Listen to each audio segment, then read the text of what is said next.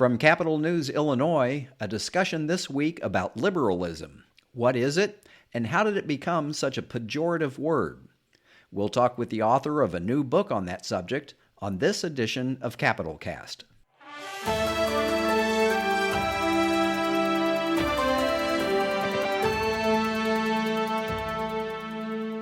Hello, and welcome to Capital Cast, a regular podcast of Capital News, Illinois. I'm Peter Hancock. The word liberal gets thrown around a lot in our political discussion these days, and rarely in a good way. Republicans love to hang that label on Democrats or even on fellow Republicans that they think are not conservative enough. Democrats shy away from the label or try to come up with some other way to describe their own political philosophy.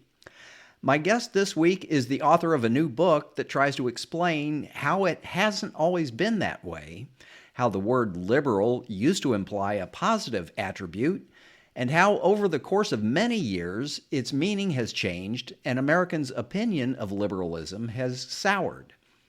Kevin Schultz is a professor and chairman of the history department at the University of Illinois, Chicago. His book carries the provocative title, Why Everyone Hates White Liberals, Including White Liberals, A History. Professor Schultz, thank you for being here. And thanks for having me, Peter. Okay, so when I first saw the title of this book, my immediate thought was that this was maybe just another flash-in-the-pan sort of political diatribe by some pundit, a book that hits the New York Times bestseller list for about 15 or 20 minutes and then disappears. That is not what this book is. It is, in fact, a history, not just of the word liberal or liberalism, but really kind of a history of a big part of the political conversation in this country since the end of World War II. So take us back to the beginning. Where did the word liberal come from? How did it enter our political vocabulary? Peter, I don't know if I should be offended or flattered. I wish it was on the bestseller list of the New York Times.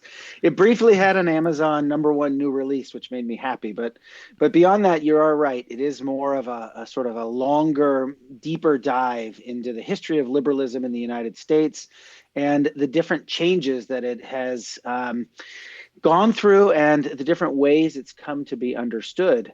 So I wrote this book because, like most citizens in the United States these days, we're overwhelmingly concerned about the polarization we see in our politics and how that political polarization has really drifted into other aspects of our life. I read somewhere that even the dating apps that you could jump on will say, do you want to date somebody who's a Republican or do you want to date somebody who's a Democrat? So you can actually have a partisan polarized view of who it is that you're dating. And I was concerned for the fate of democracy, like the vast majority of American people right now. And one thing that I noticed just everywhere I went, whether I was following the 2024 presidential campaign or taking my family on a road trip down to Florida, stopping at truck stops along the way, seeing all this anti-lib stuff, make the libs cry more. I oil my gun with liberal tears. That was one of my favorite T-shirts that I saw in the panhandle of Florida.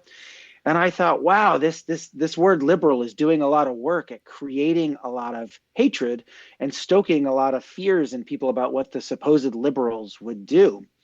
And I thought about this in relation to my historical work. So I'm a history professor, as you mentioned, and I've written several books about American political and intellectual history. And my work has been overwhelmingly concerned with times when Americans found common ground, when there was a common wheel where we all sort of sensed that we were pulling in some collective effort together. I wrote about the 1930s, the 40s, and the 50s, about how the United States could create the fattest middle class that it ever has, how it could enact huge programs that would benefit vast numbers of American citizens, and that people were wildly enthusiastic about these kinds of things. And interestingly, these were done under the label of the word liberal. Liberalism was triumphant. Arthur Schlesinger Jr., a historian who went on to become a speechwriter for John F. Kennedy, he wrote a book in 1949 about liberalism called The Vital Center. And so once upon a time, liberalism was the center between communism on the left and sort of authoritarian fascism on the right, and the way that the United States could not go up the horseshoe of the too far to the left or too far to the right was to sit in this comfortable center called liberalism. And so my book sort of got interested in the question of how do we go from this position when 3/4 of Americans either said they were liberal or were very comfortable, had good feelings about liberals, which was actually a poll from 1949, to a point where by the early 2000s, very, very few Americans would call themselves a liberal. Even Democrats who sort of could be understood to be operating within the so-called liberal tradition were running from the label. So what had happened to this label? And what I was really interested in was how might the transformations of this label go some way in explaining how we ended up in these extreme polarized times where we find ourselves today. Okay, and so you write about how the word entered the vocabulary. It was FDR really who chose that word because nobody really knew what it meant at the time, so you could imbue it with whatever definition you wanted. Yeah, you're exactly right. That was one of the big finds of my book, was that I thought this word had sort of ancient origins and went back throughout American history to Thomas Paine and the founding era, if not even the 19th century. But what I discovered was that in the United States, I actually found the speech. I was so excited. In the summer of 1932, before then, very few Americans had used the word liberal. And whenever they did, there were sort of extended conversations about what the heck the word meant. But in the summer of 1932, in the depths of the Great Depression, when we had things like 25% unemployment throughout the nation and 50% unemployment in industrial cities like Detroit and parts of Chicago, people were looking for an answer that would help alleviate the American plight. And the proposal that we now know of as the New Deal, which FDR, of course, proposed and put into action after he was elected president in 1932, it was being attacked for being socialist or communist. So he wanted a new label. He sort of looked through the catalog of labels that were out there that were sort of open-ended and available for use. And in one speech in the summer of 1932, he used the word liberal. We need to put into effect a liberal form of government that will enable the common American to succeed and to grow and to prosper. One of his advisors, Rex Tugwell, later asked him, "Why did you pick the word liberal?" And he said, "Does it matter?" And that's the deepest we'll get on why FDR ever used that word. But once he started using it in 1932, it became the center of New Deal politics, an understanding that we live with today, where liberalism is a form of government that works to regulate the worst abuses of capitalism while upholding some of the strongest components of capitalism, providing a basic floor or safety net below which most Americans cannot fall, but from which they can individually prosper in whatever direction they want. Well, it didn't always mean that, but that was FDR's definition. Yeah, and if you think about the context of 1932, before there was unemployment insurance, before there was Medicare and Medicaid, before there were any of these safety net programs, many of which started under FDR after he got elected in 32, we had, as you said, 25% unemployment. The financial markets had failed, banking had failed, and in the eyes of many Americans, Soviet communism didn't look that bad. It seemed like a viable alternative. And in fact, there was an active Communist Party in the United States that was, during the Depression was actually gaining some support. So liberalism was like an alternative to that, more of a middle ground. Yeah. Exactly right. And that's how FDR sort of imagined it. He saw that mayors of major towns were socialists and the Communist Party USA was at its peak numbers. And he looked overseas and he saw the success of the Russian Revolution in 1917. And a lot of Americans, especially artists and intellectuals, felt that might be a viable alternative, a viable option as opposed to American capitalism. And what he fashioned liberalism to be, and historians have long noticed this, despite what the rhetoric about it is that this vision of 1930s liberalism was actually intended to shore up capitalism. They were not mandating apartments, but FDR went on to help create the suburbs, for instance. It wasn't taking over state ownership of numerous industries, but instead it was regulating capitalism to prevent it from succumbing to its worst abuses. It was setting up rules for banks that they had to follow, rules for insurance companies, rules for mortgage companies, rules so that capitalists would not get too greedy and destroy the capitalist enterprise. So instead, it was some sort of centrist position that would sort of push back against those who were advocating communism on the left. And then looking at the other parts of Europe, he saw the rise of Mussolini in Italy and, of course, Hitler in Germany. And he did not want to have a kind of strongman leader premised on authoritarianism. So his liberalism was this happy centrist position that would uphold capitalism while also upholding democracy. Okay, so fast forward a little bit after the Great Depression, after World War II, one of your other books talked about the famous televised debates between William F. Buckley and Norman Mailer. Buckley, the famous conservative who founded the National Review. He was the original host of PBS Firing Line.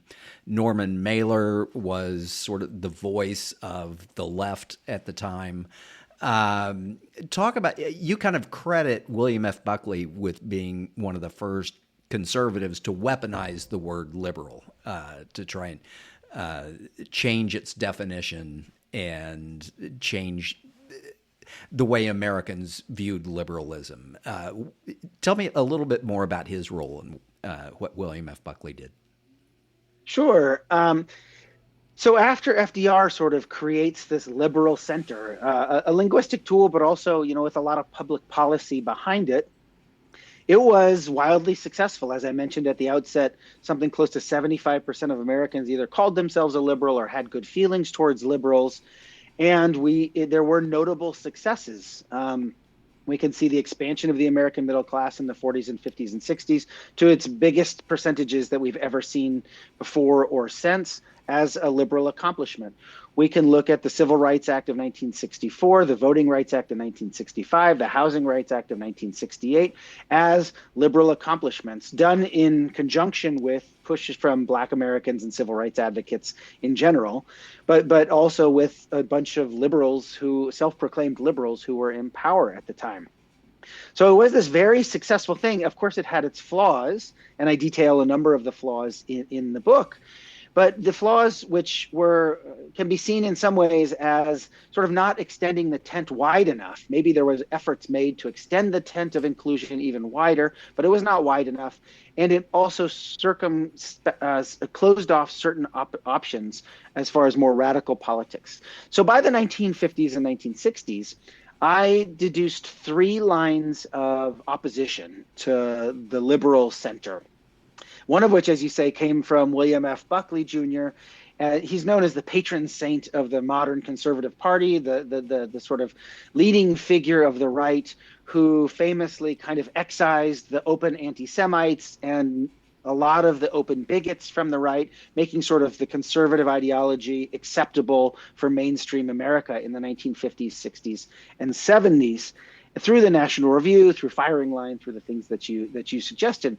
And his basic line of attack was he took a moribund idea, which was conservatism in America. It was very, very minor as far as the kind of politics we know today with its libertarian small tax ethos or its sort of cultural politics. It was a very, very minor party or idea in the United States at the time. And he decided that the way that he could grow this was to chip away at what he saw the liberal center. So starting in the 1950s with National Review and several of his books, he goes on a full attack of liberals. He gives them a capital L, so they're the capital L liberals.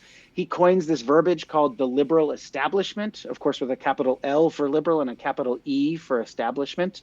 And he says the liberal establishment, this is sort of the center of his argument, has taken away the 2 C's. One is capitalism and the other is Christianity. And so the liberals are trying to usher in communism and socialism, and they're also trying to reduce our moral center into a more pluralistic ethos. So they're trying to take away capitalism and trying to take away Christianity. Now, good liberals would say none of this is true at all, but this was Buckley's argument, and it gained a lot of traction, and it gained a lot of adherents, including Whittaker Chambers or even Richard Nixon, all the way to Ronald Reagan, who said that he owed his turn to conservatism through the pages of National Review.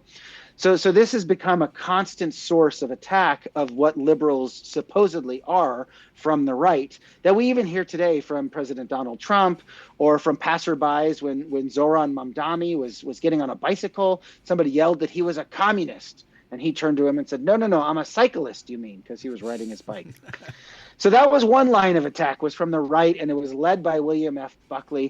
The 1959 manifesto that Buckley wrote was called Up from Liberalism, which was a distinct parallel to Booker T. Washington's Up from Slavery. So he was paralleling 19th century chattel slavery to 20th century liberalism. And that was the argument they were making. The second critique that I got comes from the other guy that you referred to, which was Norman Mailer, and not just Mailer alone, but also many people on the left, including Chicago's own Saul Alinsky and many of the sort of more radical left, the Jerry Rubins of this world, the Abby Hoffmans of this world. And they understood liberalism to be upholding capitalism too strongly, to being capitalism's beard, and to foreclosing the possibilities of radical politics. So famously, in the 1950s, at the height of the Red Scare, Congress outlaws the Communist Party USA, and true leftists are appalled, and they say there's been a blow struck to American democracy, and it has been struck by liberals, because liberals were actually too centrists, that they weren't embracing things like universal health care or a more universal income equality. They were sort of foreclosing the possibility. So interestingly, you have the right, people like William F. Buckley, saying liberals are actually cutting off capitalism and ushering us into socialism. But on the left, you have a critique that's saying liberalism is upholding capitalism and foreclosing the possibilities of a truly socialistic order. So that was the sort of second critique, and they both see liberals in completely different ways. Okay, and you also mentioned one of my favorite songs from that era. Actually, there was a political satirist, Philip Ochs, O-C-H-S, who did comedy albums and political satire songs, one of which was called Love Me, I'm a Liberal. And he defined liberals as people who are 10 degrees to the left when times are good and 10 degrees to the right when something affects them personally. Because they were so centrist within the context of the time, what you seem to be saying is they're vulnerable from attacks on both sides, not only from William F. Buckley and Whittaker Chambers and Richard Nixon on the right, but also from the civil rights movement and from the counterculture movement on the left, as that was developing in the 50s and 60s and into the 70s. What were some, you mentioned a little bit about some of the arguments from the left. We still hear that today from what are now called progressives, I guess. Can you talk a little bit about where the word progressive came from, how that entered? Because that seemed to be, it's like today's alternative to the word liberal. If you don't want to be tagged a liberal, but somehow the word progressive is maybe a little more acceptable. Yeah, progressive has its origins in the progressive era. I mean, obviously, the word has a much longer history than that. Going back 125 years, to the early 20th century. Well, yeah, as a word, it goes back even farther than that. But as far as having political meaning in the United States, it goes back to the 1880s, 1890s, and early 1900s, when there was the first outcry against the ravages of the industrial order. People saw the industrialists, the sort of economic oligarchs, as they were sometimes called, the sort of J.P. Morgans and the Cornelius Vanderbilts of the world, who had concentrated so much wealth that they had sort of built these huge palatial mansions and were showing off these incredible displays of wealth while leaving aside any sort of responsibility for social order.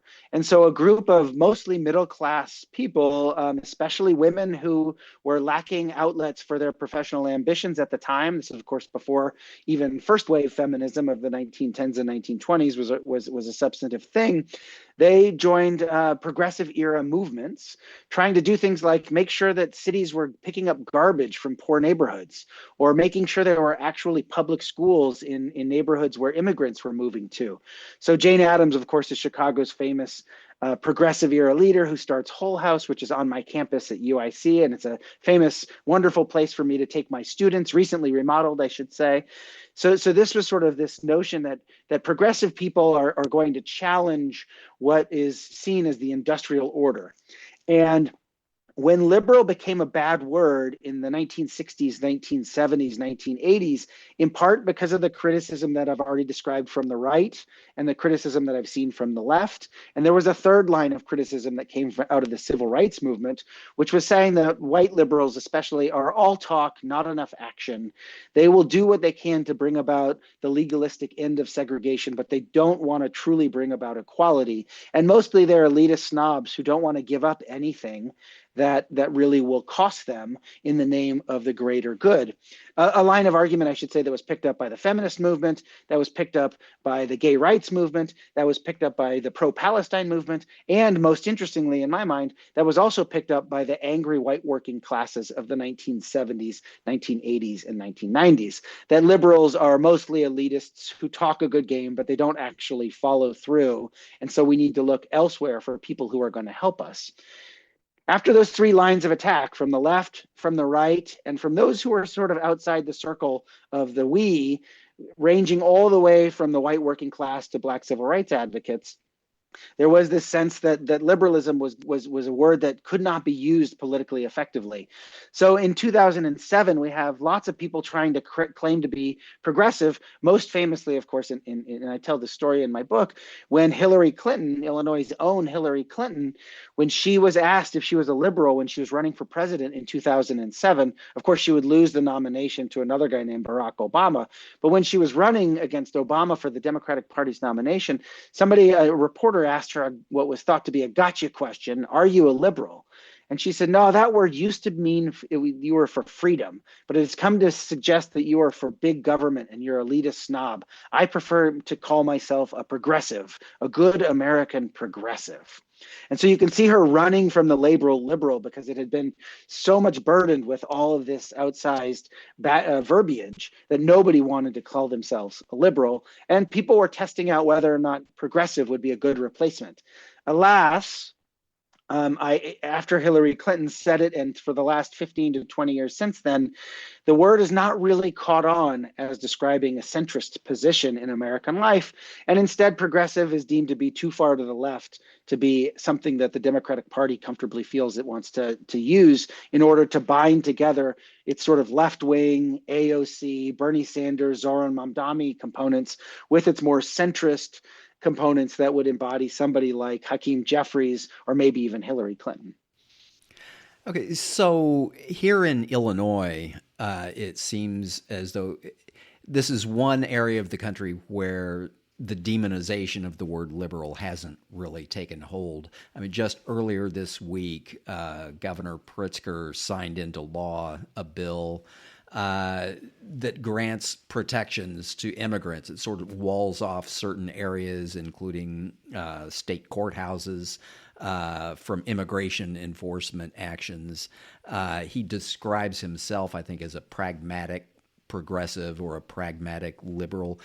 How do you suppose Illinois has escaped this trend? Or maybe it's just certain pockets of Illinois where liberalism is still acceptable?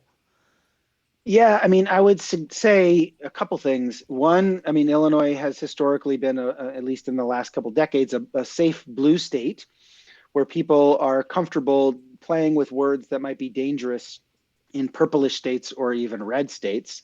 So I think that language has been more viable in Illinois. And I would also say that we have a long history of labor advocacy and supporting our labor unions. And one of the sort of largest groups that was first included in the liberal tent, going back all the way to Franklin Delano Roosevelt in 1932, were labor unions and the CIO and the later AFL-CIO when they joined forces together. And I think that sort of history continues in Illinois. But I would also say something else, that I don't think Illinois has fully successfully avoided running from the label liberal. None of our longstanding senators have called themselves liberals recently. And in the polling data, which of course as a scholar I watch, there was a brief uptick. The number of Americans who claimed to be liberal fell below 20% and was in the teens for a while. And in 2016, of course, when Donald Trump is first elected president, there is this uptick in people who call themselves liberal in opposition to sort of Trumpism.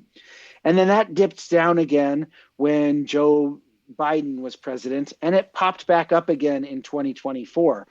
So there seems to be some viability of a word like liberal when there is a strong opposition, such as Donald Trump and his oppositional politics that is currently in power.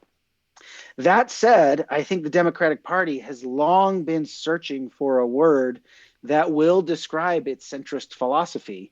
It hasn't found it since liberal was deemed sort of a bad word that people don't want to grasp onto. And I think that, I mean, more than just marketing, of course, but I think from a marketing perspective, it is a part of it. That has been one of the reasons that the Democratic Party has not been able to coalesce the left and the center left and create a full-scale opposition to the Trumpist march on the right. Okay, so in just the few minutes that we have left here, you do end your book by talking about how maybe we need new language, we need a new word or some new way to describe that wing of American political thought.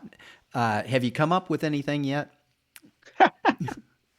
I do think we have great linguistic impoverishment in how we describe the center of American politics today. And I was actually driving to a hockey tournament with my daughter, and she is taking Latin in high school. And we went through her Latin dictionary to see if we could find another word, because the origin of the word liberalism is Latin for liber, which means free, which is the root of that word. So what could possibly sit at the root? And alas, we did not find anything in her dictionary. I go through a few possibilities at the end of my book, none of which I'm terribly optimistic about, but I do actually spend some time discussing the possibilities. And I want points for this because I put this forward several months ago, a year ago. I put forward the language of social democracy, because the word democracy plays to our individual instincts as Americans who seek individualistic freedoms, but also our notion that we are part of a greater society. So social democracy has the language that balances that. And since I sort of put that forward, it emerges that, do you know who the most popular politician in America is right now by polling data? It's Bernie Sanders. So Bernie Sanders is the most popular politician in the United States, and he proudly calls himself a democratic socialist out of the social democratic tradition. Zoran Mamdani got elected mayor of New York. The newly elected mayor of Seattle also calls herself a social democrat. So I don't know if this word is going to make a run for it, but I do think that there is some possibility that it could be something out there. Although, that said, I would say that the right has been bound together by another neologism that didn't have any life before just 10 years ago, and that is MAGA, Make America Great Again. And so who knows what the left will find to put on its blue-colored hats. Kevin Schultz from the University of Illinois, Chicago. He's the author of the new book, Why Everyone Hates White Liberals, Including White Liberals, A History. It's available from the University of Chicago Press. Professor Schultz, thank you for being here. Thanks for having me. Great chat.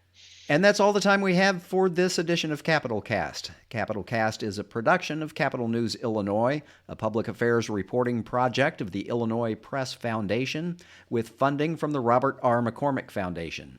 Until next time, on behalf of the entire Capital News Illinois team, this is Peter Hancock saying thank you for listening.